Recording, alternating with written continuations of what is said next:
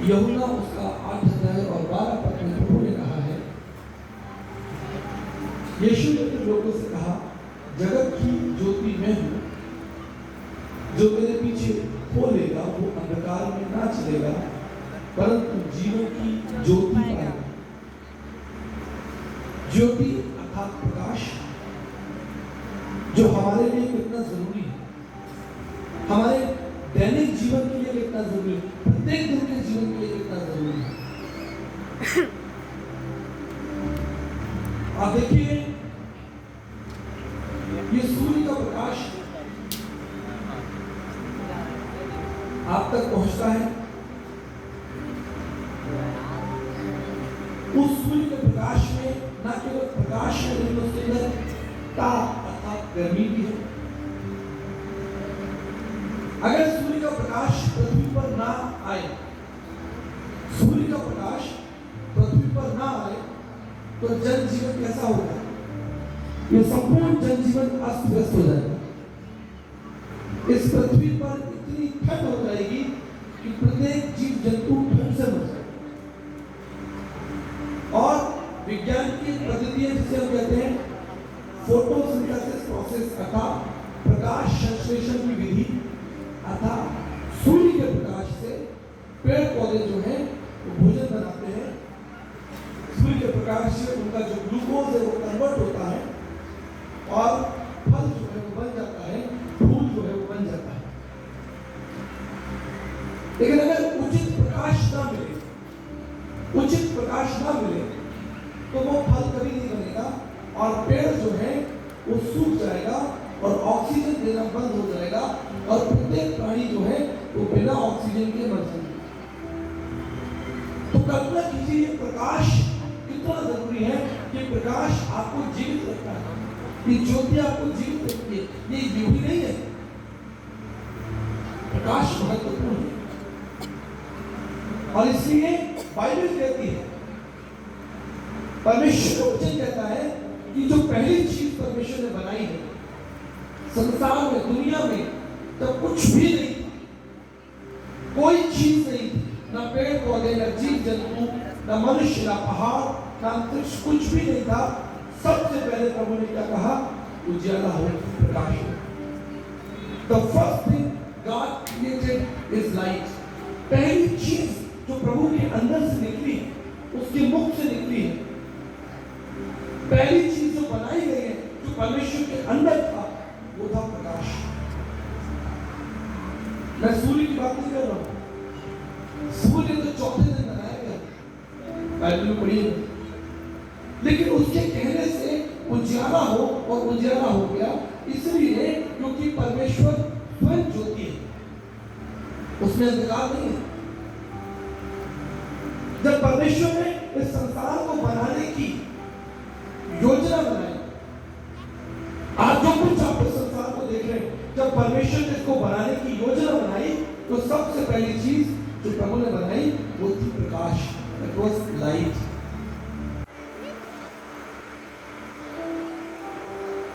आप अपने जीवन में देख लीजिए, अभी इस मंच पर ये लाइट चल रही है तो मैं आपको दिख रहा हूं। अगर सारी लाइटें बंद कर दी जाए तो होते हुए भी हम एक दूसरे को नहीं देख पाएंगे।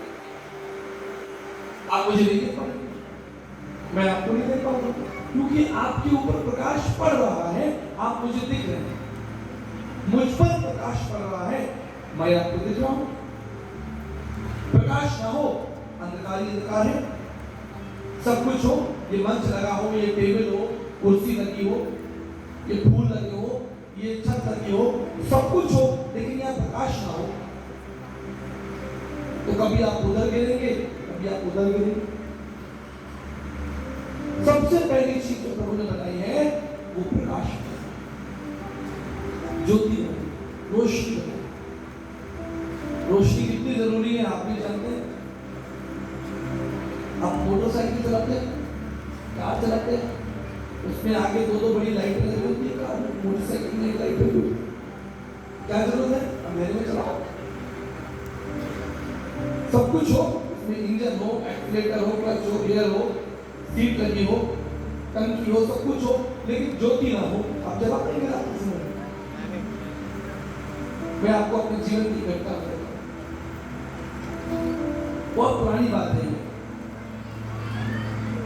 आई थिंक 2009 की बात है, 2009। मेरे पास एक बहुत पुरानी गाड़ी थी, बहुत पुरानी। तो उस गाड़ी में जो हेडलाइट वो खराब हो गया और मुझे किसी काम से, जरूरी काम से जाना था।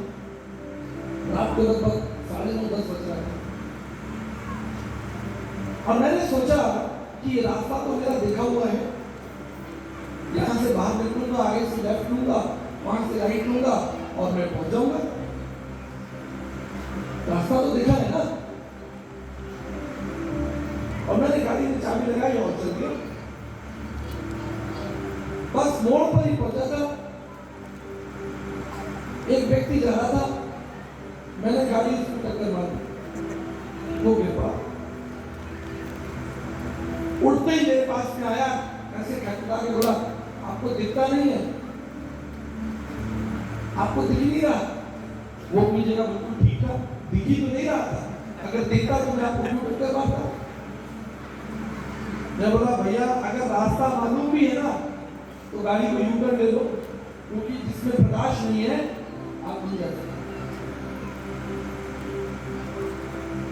आपके घर में अंधेरा हो, आप खाना बना लेते, आप घूमती रहना कि चीनी कहाँ है, चायपत्ती कहाँ है, प्याज कहाँ रखी है, पूरा अंधेरा हो, कुछ ना हो, देखिए आपको बिल्कुल मान लीजिए हाथ पे पट्टी बांध ली, अंधेरा ही अंधेरा।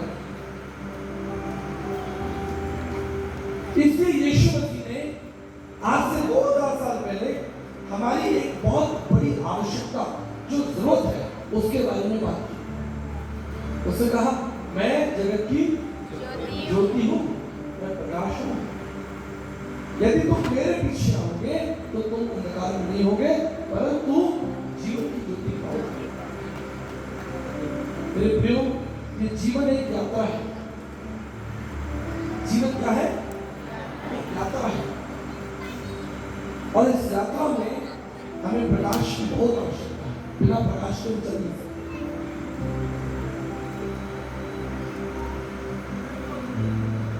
आज जब मैं सभा में आपके लिए प्रभु के द्वारा भेजा गया, मैं चाहता हूं कि आप प्रभु को समझें।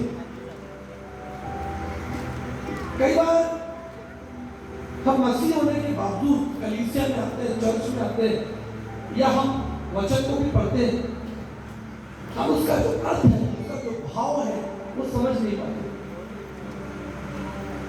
अब यीशु मसीह ने कहा कि मैं जगत की ज्योति हूं, तो वो आपके आगे आगे कोई टॉर्च लेके थोड़ी चल रहा, या आपके आगे आगे कोई मोमबत्ती लेके थोड़ी चल रहा। लेकिन ये जो बात की जा रही है एक बहुत ही दार्शनिक विचार है, बहुत ही महत्वपूर्ण विचार है।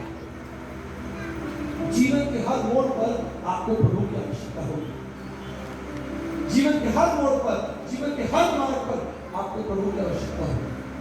अगर उसका प्रकाश आपके अंदर होगा, आप चीजों को समझ पाओगे, देख पाओगे, आप चीजों को परख पाओगे। प्रकाश होगा तो आपके आत्मिक प्रकाश के द्वारा, जो आत्मिक प्रकाश आपके मन के अंदर होगा, आप लोगों को पहचान पाओगे, आप परिस्थितियों को पहचान पाओगे, आप समस्याओं का हल ढूंढ पाओगे, आप समाधान ढूंढ पाओगे। लेकिन अगर आत्मिक प्रकाश आपके जीवन में नहीं होगा तो आप कभी इधर गिरोगे, कभी इधर गिरोगे और आपका जीवन जो है वो नष्ट हो जाएगा। इसलिए आज मैं आपको प्रभु के बारे में 4 महत्वपूर्ण बातें बताऊंगा और ये सब कुछ आप प्रभु के प्रकाश में ही समझ पाओगे। प्रभु का प्रकाश होगा तो ही आप समझ पाओगे, प्रभु का प्रकाश नहीं होगा तो ये 4 महत्वपूर्ण बातें आपको समझनी है। जिस परमेश्वर की प्रार्थना कर रहे हैं, जिस परमेश्वर के आप गीत गा रहे हैं, जिसका आप धन्यवाद कर रहे हैं, जिसके लिए आप इतनी दूर पास से आए हैं, उसके बारे में सबसे महत्वपूर्ण बात सुन लीजिए, समझ लीजिए। बाइबल कहती है यिर्मयाह उसके 10 अध्याय उसके 10 पद में कि वो परमेश्वर जीवित है। परमेश्वर के बारे में 4 महत्वपूर्ण बातें सीख के जाइएगा। कितनी बातें? 4 महत्वपूर्ण बातें सीख के जाइएगा। सबसे महत्वपूर्ण बात कि वो परमेश्वर जीवित है। He is a living God. वो मरा हुआ परमेश्वर नहीं है। He is not dead God. ऐसा नहीं कि उसकी कब्र है, उसकी कोई मजार है, या वो मर गया, कोई संत था, कोई गुरु था, कोई पैगंबर था, कोई ज्ञानी था, ऐसा नहीं है। क्या लिखा है? यिर्मयाह 10:10 में पढ़ेगा। माइक में ले लिए, माइक ले लीजिए और बाइबल खोलिए और देखिए, वचन पढ़िए मेरे साथ साथ, वचन को निकालते चलिए। क्या लिखा है? यिर्मयाह 10:10। हाँ जी, पढ़िए, माइक में पढ़िए, जिसको भी मिल जाए पढ़िए। परंतु यहोवा वास्तव में परमेश्वर है, जीवित परमेश्वर और सदा का राजा वही है, और सदा का राजा है वो। उसके प्रकोप से बस, थैंक यू। क्या लिखा? जीवित परमेश्वर है। वो जीवित है, इसलिए वो आपकी प्रार्थनाओं को सुन रहा है। वो जीवित है, इसलिए वो आपके कष्टों को, चुनौतियों को जानता है। वो जीवित है, इसलिए वो आपको कभी धोखा नहीं देगा। वो जीवित है, वो आपके लिए उपस्थित होगा। लिखा है, जहां कहीं तुम जाओगे मैं तुम्हारे साथ होऊंगा, और जो कुछ काम तुम करोगे मैं उसे सफल करूंगा। लेकिन आप एक मरे हुए व्यक्ति से, जो मर गया है, वो आपकी सहायता नहीं कर सकता। एक बार एक व्यक्ति मर गया,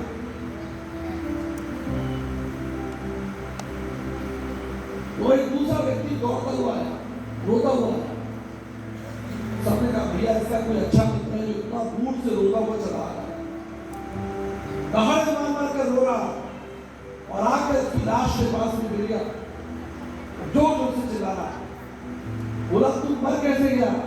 तेरा 5 लाख रुपया बिना दिए तू मर कैसे गया? सबने कहा, भैया क्या हुआ? बोले, भैया ये मेरा 5 लाख रुपया लेके मर गया, इसको बोलो कि मेरा 5 लाख रुपया वापस दे। सब बोले, भैया क्या तुमको नहीं मालूम ये मर गया, ये क्या तुमको 5 लाख वापस देगा? मर गया। जो मर गया, क्या वो तुम्हारी सहायता करेगा? नहीं। क्या तुम्हारी प्रार्थना को उत्तर देगा? नहीं। ये सबसे बड़ा प्रश्न है संपूर्ण मानव जाति के लिए। जहां कहीं ईश्वर की प्रार्थना होती है, जहां कहीं ईश्वर का नाम लिया जाता है, जहां कहीं ईश्वर की प्रशंसा होती है, सबसे बड़ा प्रश्न, क्या वो परमेश्वर जीवित है? क्या वो जीवित है? मैं आपको बताता हूं कि मैं प्रभु यीशु मसीह को क्यों विश्वास करता हूं। इस बाइबल में केवल यीशु मसीह अकेले नहीं है, इसमें आदम भी है, जो पहला पुरुष। हम उसे आदि पिता भी कह सकते हैं, आदि माता, आदि पुरुष भी कह सकते हैं। हम चाहते तो हम उसका एक मंदिर भी बनाते हैं। हमारे पूर्वज हैं, हमारा आदि पिता है, आदि माता है, उसका एक मंदिर होना चाहिए। संत मूसा का एक मंदिर होना चाहिए, दाऊद का एक मंदिर होना चाहिए, सुलेमान का एक मंदिर होना चाहिए। और यीशु मसीह के जितने शिष्य हुए और जितने भी इसके अंदर 10,000 20,000 व्यक्ति हुए, बाइबल कहती है आदम 930 साल का था और वो मर गया। वचन कहता है और दाऊद मर गया, और परमेश्वर ने मूसा को मिट्टी दी क्योंकि मूसा मर गया। यीशु मसीह के बारे में लिखा है वो तीसरे दिन मृत्यु पर जीवित हो गया। हालेलुया। अगर यीशु मसीह जीवित नहीं होता, मैं इस मंच पर बैठा हूं, हजारों लोग यहां बैठे हैं, अगर यीशु मसीह जीवित परमेश्वर नहीं होता, मृत्यु पर जीवित नहीं होता, मैं यीशु मसीह का कभी प्रचार नहीं करता, कभी नहीं करता। ये मैं दावे से कहता हूं। परंतु वो जीवित है, he is a resurrected God. जब वो तीसरे दिन मृत्यु पर जीवित हुआ, 500 लोगों को दिखाई दिया, इम्माउस के मार्ग पर चला, लोगों से बातचीत की, उनके संग भोजन किया, लोगों ने देखा उसकी कब्र खुल गई।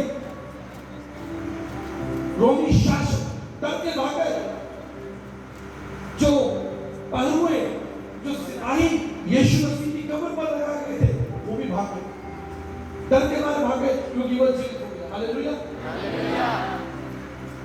उसने कहा मैं मर गया था लेकिन देखो मैं जीवित हूं। और 40 दिन पृथ्वी पर रहा और 40 दिन के बाद पृथ्वी से स्वर्ग में उठा लिया गया। ये इतिहास है, कोई कहानी नहीं है, कोई कल्पना नहीं है, कोई स्थानीय बातचीत नहीं है, ये कोई राजनीतिक टिप्पणी नहीं है, ये संपूर्ण मानव जाति के बीच सबसे बड़ा आश्चर्य है। पूरी दुनिया, America, London, Japan, Europe, Turkey, France, पूरी दुनिया यीशु मसीह के पुनरुत्थान को मानती है। पूरी दुनिया, बड़े बड़े वैज्ञानिक, बड़े बड़े दार्शनिक, मैं दुनिया के बड़े बड़े वैज्ञानिकों के साथ बैठा हूं, दुनिया के बड़े बड़े अधिकारियों, गवर्नमेंट के साथ बैठा हूं, दुनिया के बड़े बड़े डॉक्टर्स मेरे अच्छे फ्रेंड हैं, विश्व के, कोरिया के, जापान के, अमेरिका के, कनाडा के, ऑस्ट्रेलिया के, पूरा विश्व इस बात को मानता है कि तीसरे दिन प्रभु यीशु मसीह मृत्यु में से जीवित हो गए। इसलिए डॉक्टर प्रार्थना करता है, इसलिए आज एक बहन चंगी हो गई जिसके दांत में दर्द था, तो मैं गवाही दी थी ना। और बहुत से लोग, कितने लोगों को चंगाई दी, हाथ उठाओ। प्रभु ने कितने लोगों को छुआ, स्पर्श किया प्रभु को, हाथ उठाइए।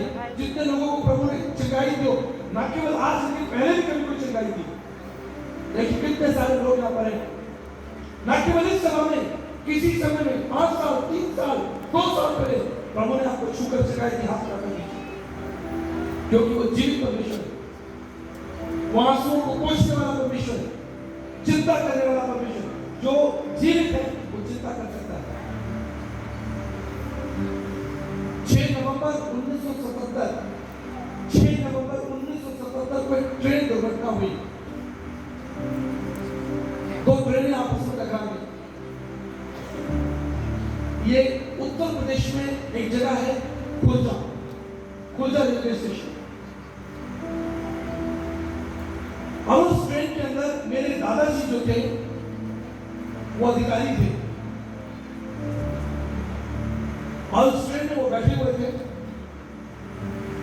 लगभग सुबह 4 बजे पीछे से दूसरी ट्रेन आई और उसने उस ट्रेन में टक्कर मार दी, और 6 नवंबर 1977 उस दिन दिवाली का दिन था, मेरे दादाजी की मृत्यु हो गई।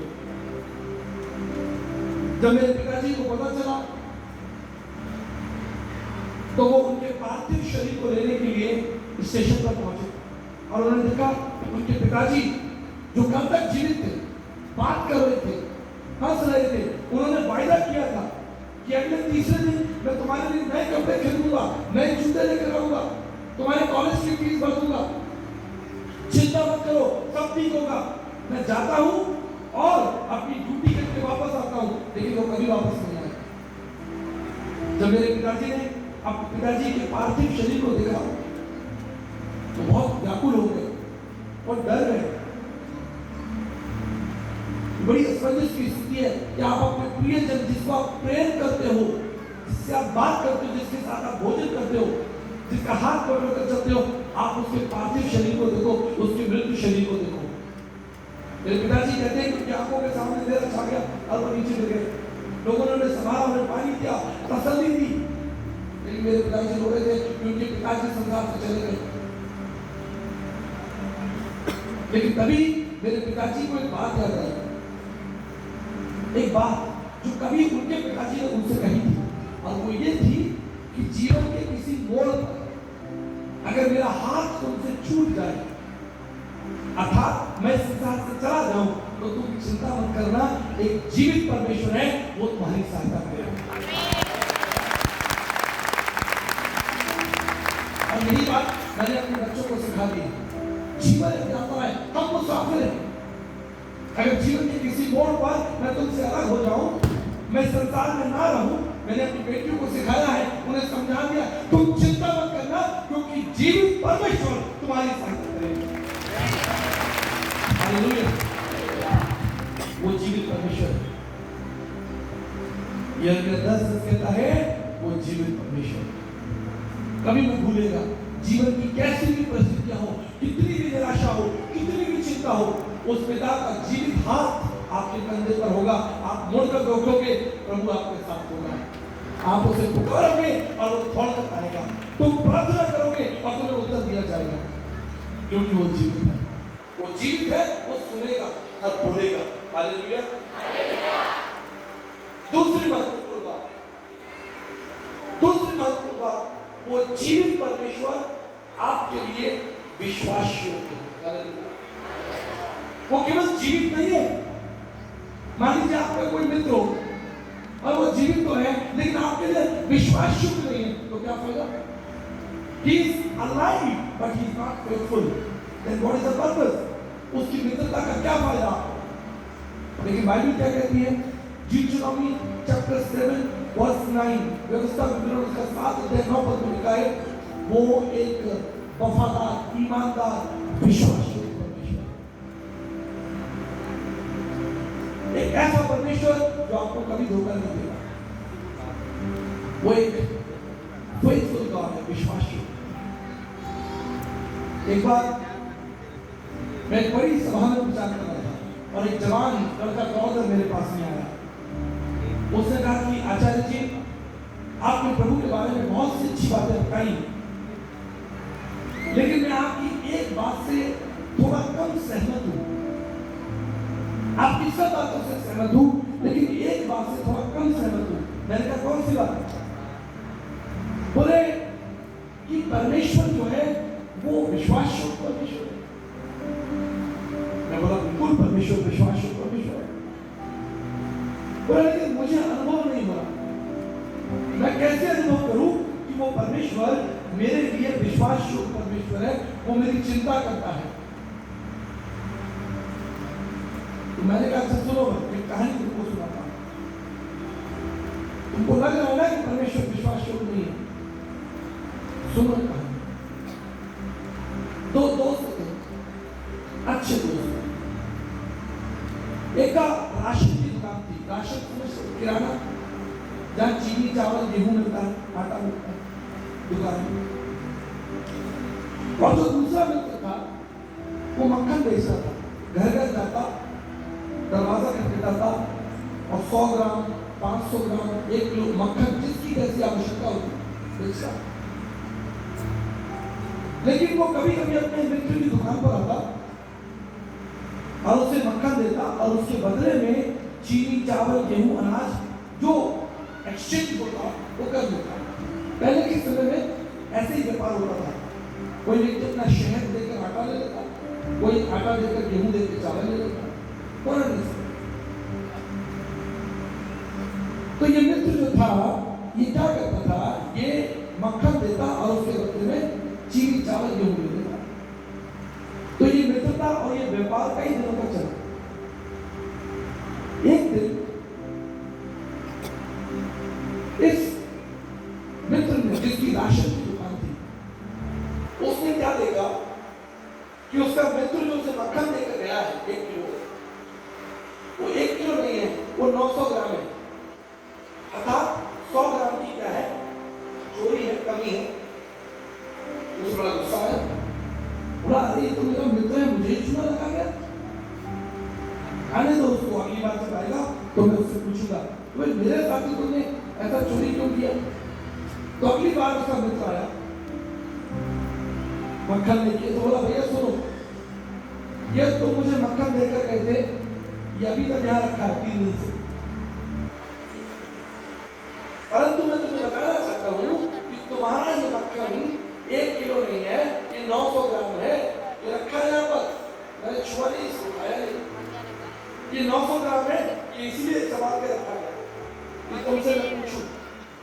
तो उसका मित्र आया, बोला अरे भाई, उदास हो गया वो, उसके चेहरे पर उदासी छा गई। उसने अपने मित्र के सामने हाथ जोड़ा, कहा भाई मित्र, मैं तुम्हारी तरह जो है वो अमीर व्यापारी नहीं हूं, मेरा जो तराजू है वो इतना अच्छा नहीं है, एक अच्छा तराजू मेरे पास नहीं है। तुम अमीर हो, तुम्हारे पास अच्छा तराजू, मेरे पास अच्छा नहीं है।